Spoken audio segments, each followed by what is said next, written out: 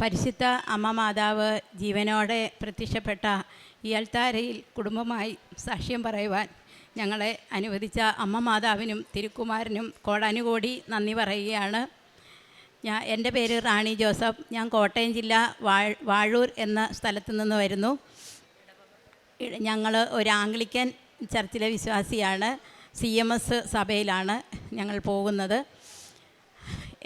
എനിക്ക് ഹസ്ബൻഡും 3 പെൺകുഞ്ഞുങ്ങളുമാണുള്ളത്. മൂത്ത മോളെ വിവാഹം കഴിച്ചു. മൂത്ത മോളും ഹസ്ബൻഡുമാണ് നിൽക്കുന്നത്. ഇളയ മോളാണ്. രണ്ടാമത്തെ മോൾ വന്നില്ല, ജോലി സംബന്ധമായിട്ട് വീട്ടിലിരിക്കുകയാണ്. ഞാൻ കൃപാസനത്തിൽ വന്നത് എൻ്റെ ജീവിതത്തിൽ ഒരുപാട് കഷ്ടതകളും പ്രയാസങ്ങളും ജീവിതത്തിൽ നേരിട്ട് ഞാൻ മരിക്കുവാൻ പോയൊരു വ്യക്തിയാണ്. അതെൻ്റെ വീട്ടിൽ ആർക്കും അറിയത്തില്ല. ജീവിതത്തിൽ ഒരുപാട് കടഭാരങ്ങൾ, ജീവിത പ്രശ്നങ്ങളൊക്കെ കാരണം ഒരു തരത്തിലും എനിക്ക് മുന്നോട്ട് പോകാൻ പറ്റാതെ വന്ന സാഹചര്യത്തിൽ എൻ്റെ അടുത്ത ഒരു ആൻറ്റിയോട് ഞാൻ എൻ്റെ വിഷമങ്ങളെല്ലാം ഇങ്ങനെ സംസാരിച്ചപ്പോൾ, ആൻറ്റി ഞാനിങ്ങനെ മരിക്കാൻ പോയതാണ്, അവിടുന്ന് എങ്ങനെയോ ഞാൻ രക്ഷപ്പെട്ടു വന്നു, അതെങ്ങനെയാണെന്ന് എനിക്കറിയില്ല എന്ന് ആൻറ്റിയോട് പറഞ്ഞപ്പോൾ ആൻറ്റി എന്നോടൊന്നും പറഞ്ഞില്ല. ആദ്യമായിട്ട് എനിക്ക് കൃപാസനത്തിൽ ഒരു പത്രം എടുത്ത് തന്നു. എന്നോട് പറഞ്ഞു, നീ ഇന്ന് പോയി ഈ പത്രം വായിച്ചിട്ട്, ഈ പത്രം നിനക്ക് മനസ്സിലാവുമോ ഇല്ലെന്നൊന്നും എനിക്കറിയില്ല, നീ വായിച്ചിട്ട് നീ പ്രാർത്ഥിച്ച് കഴിയുമ്പോൾ നിനക്ക് എന്ത് തോന്നുന്നുവോ അതിൻ പ്രകാരം നീ ജീവിക്കാൻ പറഞ്ഞു. പക്ഷേ ഉടമ്പടി എടുക്കുന്ന കാര്യമൊന്നും എന്നോട് പറഞ്ഞില്ല. ഞാനത് വായിച്ചിട്ട് ഞാനിങ്ങനെ പ്രാർത്ഥിച്ചിട്ട് ഞാൻ പറഞ്ഞത്, എൻ്റെ ദൈവമേ, എൻ്റെ ദൈവമാതാവേ, എനിക്ക് ഈ ഉടമ്പടി എന്താണെന്നോ കൃപാസനം എന്താണെന്നോ എനിക്കറിയില്ല. ഒന്നെങ്കിൽ എന്നെ നന്നായിട്ട് ജീവിപ്പിക്കണം, അല്ലെങ്കിൽ എന്നെ ഈ ലോകത്തിൽ നിന്ന് അങ്ങ് വിളിക്കണം. ഇത് രണ്ടും മാത്രമേ ഞാൻ അപേക്ഷിച്ചുള്ളൂ. അതിൻ പ്രകാരം ഞാൻ ഈ പ്രാർത്ഥിച്ചതിന് ശേഷം എൻ്റെ ജീവിതത്തിൽ ഒരുപാട് മാറ്റങ്ങൾ വന്നു. എനിക്ക് 2024 സെപ്റ്റംബർ മാസം 7-ാം തീയതി 7/9/2024 ഞാനിവിടെ വന്നു ഉടമ്പടി എടുത്തു. ഉടമ്പടി എടുത്തപ്പോൾ ഞാൻ 6 നിയോഗങ്ങൾ വെച്ചു. പക്ഷേ 6 നിയോഗങ്ങളിൽ ആദ്യം ഞാൻ ക്ലാസ് കേട്ടപ്പം ഞാൻ എൻ്റെ ആവശ്യമല്ല പറഞ്ഞത്, ദൈവമേ, എനിക്ക് ദൈവസന്നിധിയിൽ വിശ്വസ്തയോടെ ജീവിക്കുവാൻ എന്നെ സഹായിക്കണം, എൻ്റെ കുടുംബം രക്ഷപ്പെടണം, എൻ്റെ കുഞ്ഞുങ്ങളെല്ലാം ദൈവത്തെ അറിയണം എന്ന് മാത്രം ഞാൻ ആദ്യത്തെ നിയോഗം എഴുതിയത്. അതിനുശേഷം എൻ്റെ ആവശ്യങ്ങളെല്ലാം എഴുതി 6 നിയോഗങ്ങളല്ല, 6 കോടി നിയോഗങ്ങളാണ് ദൈവം എൻ്റെ അമ്മ മാതാവും എനിക്ക് സാധിപ്പിച്ച് തന്നത്. അതിൽ എൻ്റെ മൂത്ത മോളും ഹസ്ബൻഡുമാണ് നിൽക്കുന്നത്. മോന് ജോലിയുണ്ട്, പക്ഷേ ശമ്പളമില്ലാതെ ഭാരപ്പെട്ടു. ഞങ്ങൾക്ക് അവരെ സഹായിക്കാൻ പറ്റത്തില്ല, ഒന്നും ചെയ്യാൻ പറ്റത്തില്ല. ഇവരുടെ സങ്കടങ്ങൾ കേൾക്കാൻ മാത്രമേ എനിക്ക് സാധിച്ചുള്ളൂ. പക്ഷേ അതിലുപരിയായിട്ട് എനിക്ക് പ്രാർത്ഥിക്കാൻ പറ്റി. ഞാനപ്പോൾ ഇങ്ങനെ ദൈവമാതാവിനോട് ഞാൻ എന്നും നിയോഗം വെച്ച് ഞാൻ പ്രാർത്ഥിച്ചു, എൻ്റെ മാതാവേ, ഈ ക്രിസ്തുമസിന് എൻ്റെ കുഞ്ഞുങ്ങൾ വീട്ടിൽ വരുമ്പം സന്തോഷത്തോടു കൂടി അവരോടൊപ്പം ഒരു നേരത്തെ ഫുഡ് കഴിക്കാൻ നീ ഞങ്ങളെ സഹായിക്കണമെന്ന്. 24-ാം തീയതി വൈകുന്നേരം ആയപ്പോൾ മോൻ എന്നെ വിളിച്ചു, അമ്മേ, എനിക്ക് ഓഫർ ലെറ്റർ വന്നു എന്ന് പറഞ്ഞു. ഞാൻ അന്നേരം മാതാവിന് കോടി നന്ദി പറഞ്ഞു. നന്ദി പറഞ്ഞിട്ട് ഞാൻ ഇരിക്കുന്ന റൂമിൽ ഒരു മാതാവിൻ്റെ രൂപം വെച്ചിട്ടുണ്ട്. അവിടെ പോയി ഒന്നും പറഞ്ഞില്ല, എൻ്റെ കണ്ണ് നിറഞ്ഞങ്ങ് ഒഴുകി. ഞാൻ അന്നേരം പറഞ്ഞു, എൻ്റെ അമ്മ മാതാവേ, എനിക്ക് ഈ 2026 എന്നെ സാക്ഷ്യം പറയാൻ ഇനി അനുവദിക്കണം. എനിക്ക് ഒരുപാട് സാക്ഷ്യങ്ങളുണ്ട്, എനിക്കത് പറയാൻ എന്നെ നീ സഹായിക്കണമെന്ന് ഞാൻ പ്രാർത്ഥിച്ചു. ആ പ്രാർത്ഥിച്ച് പ്രകാരം ഇന്നിവിടെ വന്നപ്പോൾ ഇവിടെ കാല് കുത്തിയപ്പോൾ ഞാൻ പ്രാർത്ഥിച്ചു, ദൈവഹിതമെങ്കിൽ അമ്മ മാതാവിന് ആഗ്രഹമുണ്ടെങ്കിൽ ഞങ്ങളെ ഇന്ന് ഭവനമായിട്ട് ഈ അൾത്താരയിൽ കയറ്റണമെന്ന്. അത് എനിക്ക് സാധിച്ചതിനായിട്ട് കോടാനുകോടി നന്ദി പറയുന്നു. അതോടൊപ്പം എൻ്റെ ഇളയ മോള് LLBക്ക് അവൾക്ക് പഠിക്കണമെന്ന് ആഗ്രഹമുണ്ടായിരുന്നു. ആ ആഗ്രഹത്തിൻ്റെ പ്രകാരം അവളെ കൊണ്ട് തൊടുപുഴ അല്ലസർ കോളേജിൽ ചേർത്തു. സാമ്പത്തികമായിട്ട് ഞങ്ങൾക്ക് ഒരു നിർവാഹവും ഇല്ലാത്ത ആൾക്കാരാണ്. ഹസ്ബൻഡിന് കൂലിപ്പണിയാണ്, ഞാനൊരു ജോലിക്കും പോകുന്നില്ലായിരുന്നു. 4 പ്രാവശ്യം ഞങ്ങൾ ലോൺ ആപ്ലിക്കേഷൻ വെച്ചു. ആ 4 പ്രാവശ്യവും ലോണ് റിജക്റ്റ് ആയിപ്പോയി. 2022 കുഞ്ഞിനെ ഞാൻ കോളേജിൽ ചേർക്കുന്നത്. പക്ഷേ 4ാമത്തെ ഞാനിവിടെ ഉടമ്പടി 7-ാം തീയതി സെപ്റ്റംബർ മാസം 2024 എടുത്തതിന് ശേഷം ഞാൻ ഉടമ്പടി ഉപ്പും തൈലവും തേച്ച് ഞങ്ങൾ ബാങ്കിൽ കൊണ്ട് ലോൺ ആപ്ലിക്കേഷൻ വെച്ചു. 4 പ്രാവശ്യം റിജക്റ്റായി പോയ ആ ലോൺ ആപ്ലിക്കേഷൻ 4 മണിക്കൂറിനുള്ളിൽ പാസ്സായി. എൻ്റെ കുഞ്ഞിൻ്റെ അക്കൗണ്ടിൽ ആ പൈസ കയറി അവൾക്ക് സന്തോഷത്തോടു കൂടി പരീക്ഷ എഴുതാൻ സാധിച്ചു. അതുപോലെ തന്നെ എനിക്ക് മുട്ടിന് വേദനയായിരുന്നു. മുട്ടിന് വേദനയായിട്ട് ഞങ്ങൾ ഹോസ്പിറ്റലിൽ പോയി ഡോക്ടറെ എക്സ്റേ എടുക്കാൻ പറഞ്ഞു. എക്സ്റേ എടുത്തപ്പം ഡോക്ടർക്കൊരു ഡൗട്ട്, കാലിന് എന്നോട് പറഞ്ഞു എക്സ്റേയിലൊന്നും തെളിയുന്നില്ല, അതുകൊണ്ട് പോയി CT സ്കാൻ എടുക്കാൻ പറഞ്ഞു. അപ്പോൾ എനിക്കപ്പം തോന്നി എന്തോ ഡൗട്ടുണ്ടെന്ന് തോന്നി. ഞാൻ ഉടനെ ഞാൻ എവിടെ പോയാലും എനിക്ക് കാശ് രൂപം തൈലമൊന്നുമില്ലെങ്കിൽ എനിക്കിപ്പം നടക്കാൻ പറ്റാത്ത അവസ്ഥയാണ്. അതാണ് എൻ്റെ ബലവ്. അപ്പം ഞാൻ കാലിൻ്റെ മുട്ടയിൽ തന്നെ ഞാൻ തൈലവും തേച്ച് കാശ് രൂപം കയ്യിൽ ഇറുക്കി പിടിച്ചുകൊണ്ട് ഞാൻ ആ ടേബിളിൽ കയറി കിടന്നപ്പം ഞാൻ പറഞ്ഞു, മാതാവേ, എന്നെ ഒരു രോഗിയാക്കി നീ തീർക്കല്ലേ, ഞാൻ നിൻ്റെ ദാസിയാണ്.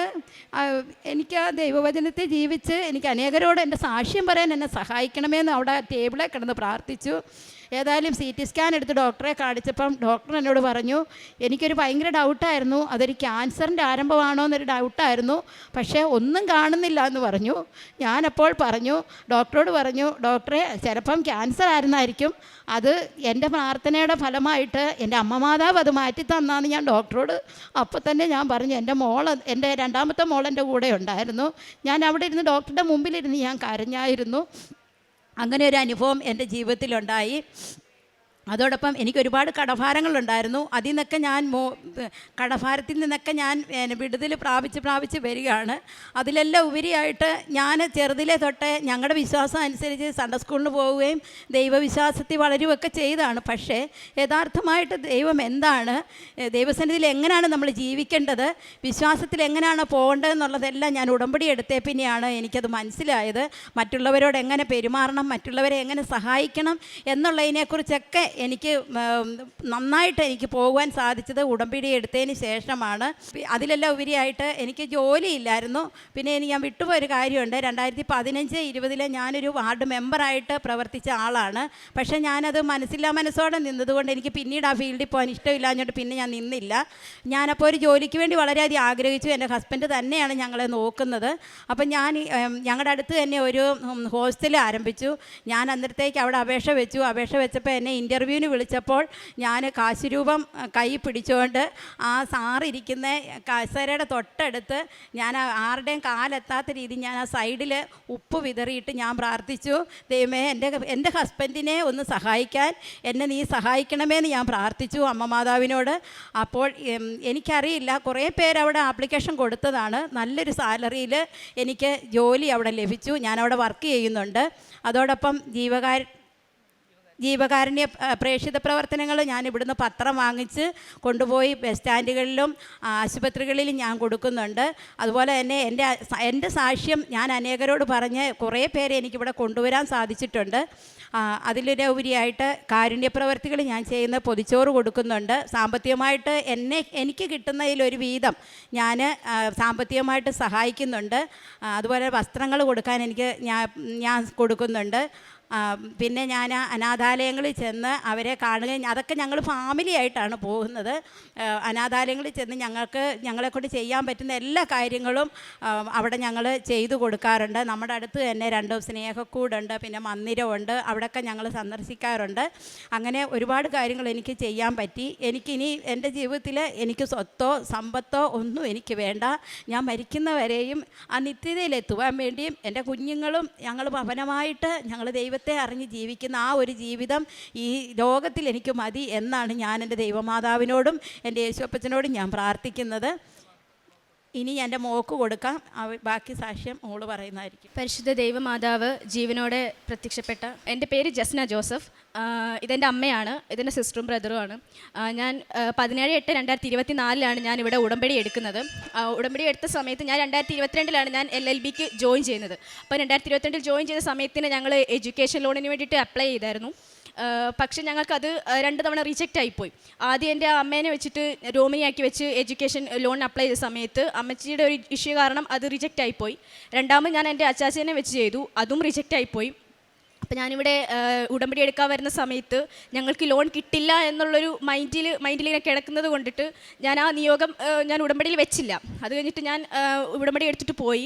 അതിന് കുറച്ച് ദിവസം കഴിഞ്ഞ് ഞങ്ങളുടെ ബാങ്ക് മാനേജർ ഞങ്ങൾ ഇങ്ങോട്ട് കോൺടാക്ട് ചെയ്തിട്ട് പറഞ്ഞു വേറെ ആരെങ്കിലും നോമിനി ആക്കിയിട്ട് ഒന്നുകൂടെ ഒന്ന് അപ്ലൈ ചെയ്ത് നോക്കാൻ പറഞ്ഞു. അപ്പോൾ എൻ്റെ സിസ്റ്ററിനെ ഞാൻ നോമിനി ആക്കി വെച്ചിട്ട് അപ്ലൈ ചെയ്ത് നോക്കിയ സമയത്ത് അവർ പറഞ്ഞു ഇത് ഓക്കെ ആകും, വെയിറ്റ് ചെയ്യും, നമുക്ക് ലോൺ അപ്രൂവ് ആക്കി തരാമെന്ന് പറഞ്ഞു. അപ്പോൾ നമ്മളതിങ്ങനെ പ്രതീക്ഷിച്ചിരിക്കുകയാണ്. പക്ഷേ അടുത്തൊരു പ്രശ്നം വന്നതെന്ന് വെച്ചിട്ടുണ്ടെങ്കിൽ ഞാൻ എൻ്റെ ഒരു ഫ്രണ്ടിന് ഒരു ഓൺലൈൻ മണി ആപ്പ് വഴിയിട്ട് ഞാനൊരു കുറച്ച് പൈസ ലോണാക്കി എടുത്ത് കൊടുത്തിട്ടുണ്ടായിരുന്നു. അപ്പം അവരത് അടയ്ക്കാഞ്ഞുകൊണ്ട് എൻ്റെ സിബിൽ സ്കോർ അങ്ങ് കുറഞ്ഞു പോയി. എനിക്ക് 700 എബോ എനിക്ക് സിബിൽ സ്കോർ ഉണ്ടായിരുന്നു. പക്ഷേ ആ ലോൺ അടയ്ക്കാതെ പോയി എനിക്ക് 600 താഴെയായിപ്പോയി എൻ്റെ സിബിൽ സ്കോർ. അപ്പം ആ ഒരു കാരണം കൊണ്ട് എനിക്ക് എഡ്യൂക്കേഷൻ ലോൺ പിന്നെ റിജക്റ്റായി. അപ്പം എന്നോട് എല്ലാവരും പറഞ്ഞു ഇങ്ങനെ മണി ആപ്പ് വഴി എടുത്ത് ലോൺ ആയിട്ടും അത് അടയ്ക്കാത്തതായിട്ടും എനിക്കിനി സിബിൽ സ്കോർ കൂടാനായിട്ട് 1, 2, 3 വർഷമൊക്കെ എടുക്കും, എനിക്ക് എന്തായാലും അത് കൂടാൻ പോകുന്നില്ല എന്ന് പറഞ്ഞു. അപ്പം എൻ്റെ പ്രതീക്ഷ ഒന്നും കൂടെ പോയി. പക്ഷേ എങ്കിലും രണ്ടാമതൊരു പുതുക്കം വന്ന സമയത്ത് എനിക്കൊരു വിശ്വാസം ഉണ്ടായിരുന്നു, അമ്മ മാതാവ് എൻ്റെ കൂടെ ഉണ്ടെന്നുള്ള വിശ്വാസത്തിൽ ഞാൻ ആ നിയോഗം എനിക്ക് എഡ്യൂക്കേഷൻ ലോൺ പാസ്സാക്കി തരണേ എന്ന് പറഞ്ഞു ഞാൻ നിയോഗം ഒന്നും കൂടെ വെച്ചു. എന്നിട്ട് ഞാൻ പ്രാർത്ഥിച്ചു. അതിൻ്റെ ഫലമായിട്ട് ഒരു ദിവസം ഞാൻ അത് കഴിഞ്ഞ ശേഷം എൻ്റെ സിസ്റ്ററിൻ്റെ കൂടെ ഞാനിവിടെ ചേച്ചിക്ക് പുതുക്കാനായിട്ട് വന്ന സമയത്ത് ഞാൻ നിത്യാരാധനയിൽ പോയി ഇരുന്ന് പ്രാർത്ഥിച്ചപ്പം എൻ്റെ മനസ്സിലിങ്ങനെ ആരോ ഇങ്ങനെ പറയുന്ന പോലെ തോന്നി, സിബിൽ സ്കോർ ചെക്ക് ചെയ്യൂ, നമുക്ക് ഗൂഗിൾ പേയിൽ ചെക്ക് ചെയ്യാമല്ലോ, സിബിൽ സ്കോർ ചെക്ക് ചെയ്യുമെന്ന് എനിക്കിങ്ങനെ മനസ്സിങ്ങനെ തോന്നിക്കൊണ്ടിരുന്നു. ഞാനപ്പം തന്നെ എൻ്റെ ഫോൺ എടുത്ത് സിബിൽ സ്കോർ ചെക്ക് ചെയ്ത സമയത്ത് 640 കിടന്ന് എൻ്റെ സിബിൽ സ്കോർ 760 ഇൻക്രീസ് ചെയ്തു. 2-3 വർഷത്തിനുള്ളിൽ ഇൻക്രീസ് ആവത്തുള്ളൂ എന്നാണ് എല്ലാവരും പറഞ്ഞത്. പക്ഷേ എനിക്കത് അപ്പം തന്നെ എനിക്കതായി കിട്ടി. മാതാവ് എന്നെ അനുഗ്രഹിച്ചു. അത് മാതാവിൻ്റെ വലിയ ഇടപെടലാണ്. അങ്ങനെ ഞങ്ങൾ വീണ്ടും എഡ്യൂക്കേഷൻ ലോൺ വെച്ചു. 4ാമത് പിന്നെ വെച്ചു. എല്ലാം ഓക്കെ ആയി. ഞങ്ങൾ സൈൻ ഇടാനായിട്ട് ബ്രാഞ്ചിൽ ചെന്ന സമയത്താണ് അവർ പറയുന്നത്, കാരണം നമ്മൾ 2022 വെച്ച ലോണാണ്, അപ്പോൾ എൻ്റെ പല ബില്ലും ഞാൻ അടച്ച പേയ്മെൻറ്റ് ചെയ്ത പല ബില്ലും ഇൻവാലിഡ് ആയിപ്പോയി, എനിക്കതിൻ്റെ പൈസ ഒന്നും കിട്ടത്തില്ല പറഞ്ഞു. ഇനി വേണമെങ്കിൽ ഇനിയുള്ളതിന് നോക്കാം, ഇനി 1 വർഷം കൂടെ ഉണ്ട്, ആ വർഷത്തിന് വേണേൽ ഫീസ് 2 സെമസ്റ്റർ കൂടെ ഉണ്ട്, അത് വേണമെങ്കിൽ നോക്കാമെന്ന് പറഞ്ഞു. അപ്പം ഞാൻ എൻ്റെ കയ്യിലുണ്ടായിരുന്ന ബില്ലെന്ന് പറയുന്നത് സ്റ്റേറ്റ്മെൻറ്റ് ആക്കിയിട്ട് എനിക്ക് കോളേജിൽ നിന്ന് കിട്ടിയത്. അപ്പം അത് കൊടുത്തപ്പോൾ അവർ പറഞ്ഞു ഇങ്ങനെ സ്റ്റേറ്റ്മെൻറ്റ് ആക്കി തരാൻ പറ്റത്തില്ല, ഓരോ ബില്ല് വെച്ചിട്ട് അടച്ച ആ ഡേറ്റ് വെച്ചിട്ട് കൊണ്ട് തരണം എന്ന് പറഞ്ഞു. പക്ഷേ അങ്ങനെ ആ പെട്ടെന്ന് കോളേജിൽ നിന്ന് എടുത്ത് തരാനും പറ്റത്തില്ല. എൻ്റെ കയ്യിലാണെങ്കിൽ ബില്ല് എൻ്റെ കയ്യിൽ നിന്ന് നഷ്ടപ്പെട്ട് പോവുകയും ചെയ്തു.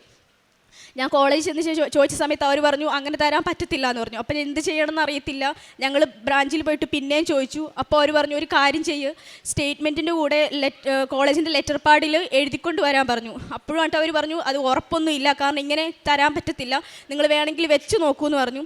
അങ്ങനെ ഞാൻ കോളേജിൽ പോയിട്ട് ലെറ്റർ പാഡിൽ പ്രിൻസിപ്പലിനെ കൊണ്ട് സൈൻ ചെയ്യിപ്പിച്ചു, കൊണ്ട് ബ്രാഞ്ചിൽ കൊടുത്ത സമയത്ത് എങ്ങനെയെന്നറിയില്ല എനിക്ക് ഒരു ലോൺ അവർ പറഞ്ഞിരുന്നു ഇതിപ്പോൾ കൊടുത്തെന്ന് പറഞ്ഞാലും 2-3 ദിവസത്തിനുള്ളിലേ നിങ്ങൾക്ക് ഇത് കിട്ടത്തുള്ളൂ എന്ന് പറഞ്ഞിരുന്നു.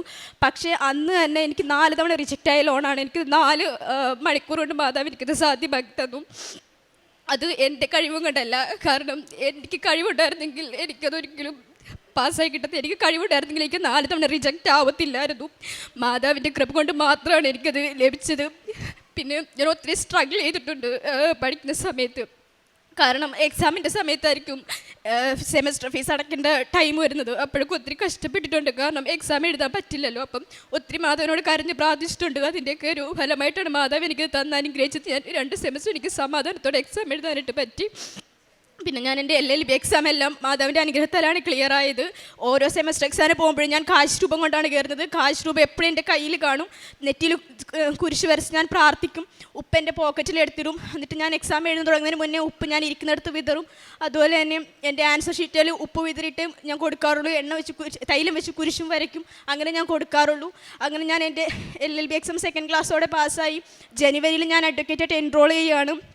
പിന്നെ എനിക്ക് പറയാനുള്ളത്, എനിക്ക് 2025 ജനുവരിയിൽ എനിക്ക് യൂറിനറി ഇൻഫെക്ഷൻ വന്നിരുന്നു. യൂറിനറി ഇൻഫെക്ഷൻ വന്നത് കൂടിയിട്ട് എനിക്ക് ബാക്ടീരിയയുടെ പ്രസൻസും കിഡ്നി സ്റ്റോണും ഡിറ്റക്റ്റ് ചെയ്തു. പക്ഷെ ഞങ്ങൾ പ്രാർത്ഥിച്ചു. നമ്മൾ ബ്ലഡൊക്കെ ടെസ്റ്റ് ചെയ്യാൻ കൊടുക്കുന്ന സമയത്ത് മാതാവിൻ്റെ തൈലം തേച്ച് പ്രാർത്ഥിക്കുകയും ഉപ്പിട്ട് കൊടുക്കുകയും റിപ്പോർട്ടിലെല്ലാം തൈലമെല്ലാം തേച്ച് കൊടുത്തു. അതിൻ്റെ ഒരു ഫലമായിട്ട് നോ ബാക്ടീരിയ എന്ന് പറഞ്ഞ റിസൾട്ട് എനിക്ക് കിട്ടി. അത് മാതാവ് തന്ന വലിയ അനുഗ്രഹമാണ്. ഇത്ര അനുഗ്രഹം എനിക്ക് തന്ന മാതാവിന് ഒരുപാട് നന്ദി പറയുന്നു. ഞാൻ പ്രേക്ഷിത പ്രവർത്തനമായിട്ട് ഞാൻ ചെയ്തത് പത്രം, കൃപാസനം പത്രം ഞാൻ ബസ് സ്റ്റാൻഡുകളിലും ഹോസ്പിറ്റലിലൊക്കെ കൊണ്ട് കൊടുക്കുമായിരുന്നു. ആദ്യമൊക്കെ ഞാൻ പള്ളികളിലാണ് കൊടുത്തുകൊണ്ടിരുന്നത്. പിന്നെ എനിക്ക് മനസ്സിലായി പള്ളികളിലൊക്കെ എല്ലാവർക്കും അറിയാം, അറിയാത്തവർക്ക് കൊണ്ട് കൊടുക്കണം എന്നുള്ള രീതിയിൽ ഞാൻ ബസ് സ്റ്റാൻഡുകളിലും ഹോസ്പിറ്റലിലൊക്കെ കൊണ്ട് കൊടുത്തു. പിന്നെ ഉടമ്പടി ധ്യാനങ്ങളും ഡെയിലി ബ്രെഡും ഒക്കെ ഞാൻ ഷെയർ ചെയ്യാറുണ്ട്. അതുപോലെ കാരുണ്യ പ്രവർത്തികളായിട്ട് ഭക്ഷണം ഇല്ലാത്തവർക്ക് പൊതിച്ചോറ് കൊണ്ട് കൊടുക്കും. പിന്നെ നമ്മൾ അനാഥാലയങ്ങളൊക്കെ പോയി വിസിറ്റ് ചെയ്യും, അവരോട് സംസാരിക്കും, അവരോട് ടൈം സ്പെൻഡ് ചെയ്യുകയൊക്കെ ചെയ്യും. ഇത്ര അനുഗ്രഹങ്ങൾ തന്ന മാതാവിനും തിരുക്കുമാരനും ഒരുപാട് നന്ദി പറയുന്നു. ദൈവത്തെ സ്നേഹിക്കുന്നവർക്ക്, അവിടുത്തെ പദ്ധതി അനുസരിച്ച് വിളിക്കപ്പെട്ടവർക്ക് അവിടുന്ന് സകലതും നന്മയ്ക്കായി പരിണമിക്കുമെന്ന് നിങ്ങൾക്കറിയാമല്ലോ. റോമാക്കാർക്ക് എഴുതിയ ലേഖനം 8-ാം അധ്യായം 28-ാം തിരുവചനമാണിത്. നമ്മുടെ ജീവിതത്തിൽ ദൈവത്തെ സ്നേഹിച്ച് അവൻ കാണിച്ച വഴിയിൽ നടക്കാൻ ശ്രമിക്കുന്നവരുടെ ജീവിതത്തിൽ സംഭവിക്കുന്ന എല്ലാ കാര്യങ്ങളും നല്ലതായാലും കഷ്ടത നിറഞ്ഞതായാലും നഷ്ടമായാലും വേദനകളായാലും ദുരന്തങ്ങളായാലും എല്ലാം നമ്മുടെ നന്മയ്ക്കായി ഭവിക്കുമെന്ന് നമുക്ക് വിശ്വസിക്കാം. നമ്മൾക്കിപ്പോൾ വേദനയാകുന്ന തോന്നുന്ന പല കാര്യങ്ങളും പോലും ദൈവത്തിൻ്റെ കാഴ്ചപ്പാടിൽ ഒരു വലിയ നന്മയുടെ ഭാഗമായിരിക്കാം. ഈ മകളും കുടുംബവും റാണി ജോസഫും മകൾ ജസ്ന ജോസഫും നമ്മളോട് ഷെയർ ചെയ്തു. അതുതന്നെയാണ് വേദനയുടെ നിമിഷങ്ങളിൽ എവിടെ പോകുമെന്ന് വിചാരിച്ച് സാമ്പത്തിക കഷ്ടപ്പാടിൻ്റെ സമയത്ത് ഒരു കച്ചിത്തുരുമ്പ് പോലെയാണ് കൃപാസനത്തിലെ പത്രം ഈ മകളുടെ കൈവശം വരുന്നത്.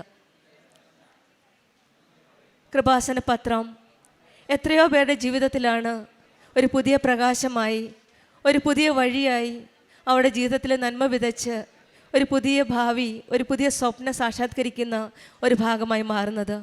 ഈ മകളുടെ ജീവിതത്തിൽ എല്ലാം നഷ്ടപ്പെട്ട സമയത്താണ് അടുത്തുള്ള ഒരു ചേച്ചി വായിച്ചു നോക്കൂ എന്ന് മാത്രമേ പറഞ്ഞോളൂ. ആ നഷ്ടപ്പെട്ട സമയത്ത് ഉടമ്പടി എടുക്കാൻ പറഞ്ഞാൽ അത് എങ്ങനെയാകുമെന്ന് ഓർത്തായിരിക്കാം പത്രം വായിക്കാൻ പറഞ്ഞു. പിന്നെയാണ് ഈ മകളുടെ ജീവിതത്തിൽ ഒരു വലിയൊരു പുത്തൻ വഴി ഈശോയും അമ്മയും തുറന്നു കൊടുത്തത്. ഓരോ ദിവസവും ഓരോ കാര്യങ്ങൾ ഈശോയും അമ്മയും ഏറ്റെടുത്ത് നടത്തുകയാണ് ഈ മക്കളുടെ ജീവിതത്തിൽ. ഇളയ മകൾക്ക് LLB പഠിക്കാനും സ്വന്തമായിട്ട് ജോലി ലഭിക്കാനും രോഗസൗഖ്യം ലഭിക്കുകയും ലോണിന് സിവിൽ സ്കോർ ഇൻക്രീസ് ആക്കി കൊടുക്കുകയും ചെയ്ത എല്ലാം ഓരോ കാര്യങ്ങൾ ഇത്രയും വർഷം നടക്കാത്ത കാര്യങ്ങളാണ് ഈശോയും അമ്മയും ചേർന്ന് നിന്ന് സമയ ചുരുക്കത്തിൻ്റെ അമ്മയാണ് ഉടമ്പടി എടുത്ത ഉടനടി ഇവർക്കുള്ള എല്ലാ കാര്യങ്ങളും ഓരോന്നായിട്ട് ചെയ്തു കൊടുത്തത്. ഇതാണ് നമ്മൾ പറയുന്ന വിശ്വാസം, എല്ലാം നന്മയ്ക്കായി എന്നുള്ളൊരു വിശ്വാസം. ഈ മകൾ വിശ്വാസം കൈമാറ്റം ചെയ്യാനും മറന്നില്ല. സ്വന്തം മക്കളെയും മരുമകനെയും എല്ലാവരെയും ഉടമ്പടി ജീവിതത്തിലേക്കാണ് നയിച്ചത്. നമ്മുടെ ജീവിതത്തിലും വേദനയ്ക്കുള്ളിൽ ദൈവം പ്രവർത്തിക്കുമെന്ന വിശ്വാസം നമുക്കും ലഭിക്കട്ടെ എന്ന് പ്രാർത്ഥിക്കാം. എല്ലാം നന്മയ്ക്കായി ജീവിച്ച പരിശുദ്ധ അമ്മയാണ് നമ്മുടെ കൂടെയുള്ളത്. ദൈവത്തിൻ്റെ രക്ഷയുടെ പദ്ധതി മഹാപദ്ധതിയിലേക്ക് ചേർന്ന് പ്രവർത്തിച്ചതാണ് അമ്മ. അമ്മയ്ക്ക് എല്ലാം മുൻപേ മനസ്സിലായിരുന്നില്ല, എന്നിട്ടും അമ്മ അത് വിശ്വസിച്ചു. അമ്മ ദൈവത്തിൻ്റെ പദ്ധതിക്ക് അമ്മയുടെ ജീവിതത്തേക്കാൾ മുൻഗണന നൽകി. ദൈവത്തെ സ്നേഹിക്കുന്നവർക്ക് എല്ലാം നന്മയ്ക്കായി പരിണമിക്കുമെന്ന് നമുക്ക് വിശ്വസിക്കാം. നമ്മുടെ ജീവിതത്തിലും നമുക്കും വിശ്വസിച്ച് ഇപ്പോൾ വേദനിക്കുന്ന ഓരോ കാര്യങ്ങളും ദൈവത്തിൻ്റെ കയ്യിൽ നാളെയുടെ നന്മയായി പരിണമിക്കാമെന്ന് വിശ്വസിച്ചുകൊണ്ട് ഉടമ്പടി ജീവിതം വിശ്വസ്തയോടെ ആത്മാർത്ഥതയോടെ നയിക്കാം. റാണി ജോസഫിൻ്റെ മകൾക്കും കുടുംബത്തിനും ലഭിച്ച എല്ലാ അനുഗ്രഹങ്ങൾക്കും നമ്മൾക്ക് കരങ്ങളടിച്ച് ദൈവത്തെ മഹത്വപ്പെടുത്താം. യേശുവേ നന്ദി, യേശുവേ സ്തുതി. അത്യപൂർവ ദൈവാനുഭവങ്ങൾ ഇനി നിങ്ങൾക്കും സ്വന്തം. ഈ യൂട്യൂബ് ചാനൽ ഇതുവരെ സബ്സ്ക്രൈബ് ചെയ്തിട്ടില്ലെങ്കിൽ ഇപ്പോൾ തന്നെ സബ്സ്ക്രൈബ് ചെയ്യുക. ഈ വീഡിയോ ഇപ്പോൾ തന്നെ നിങ്ങളുടെ സുഹൃത്തുക്കൾക്ക് ഷെയർ ചെയ്തുകൊണ്ട് കർത്താവിൻ്റെ പ്രേക്ഷിതരാകുക.